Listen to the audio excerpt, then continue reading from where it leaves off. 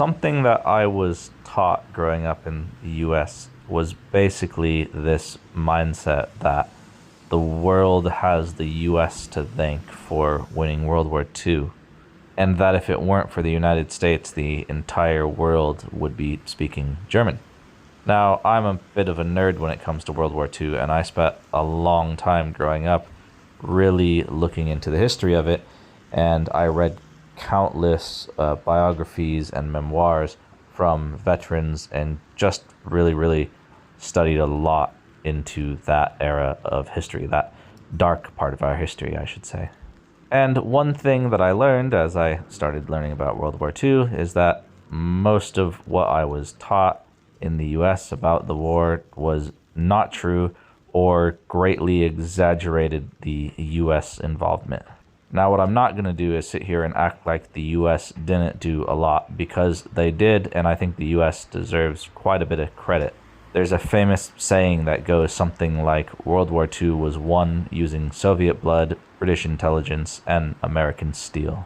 The United States was the industrial might of the Allies in World War II. Off the top of my head, I think it was something like for every one ship that the Axis powers created, the United States alone could create 3. So the US did have an important role to play when it came to the Second World War, as well as what to do after the war was over. But the US is not some savior country that the entire world needs to be on their knees for. The Soviet Union did way more to win the war in Europe and lost way more lives than any other country. And they almost never get credit for that. When the United Kingdom broke Enigma, that massively changed the war for all of the Allies. That saved millions of lives, not to mention the countless other countries that were involved with bringing about victory, such as Canada, India, Australia, New Zealand, and many more.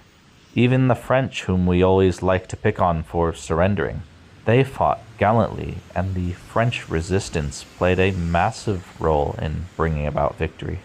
World War II was won by the combined effort of all of the Allies. It was not just the United States of America.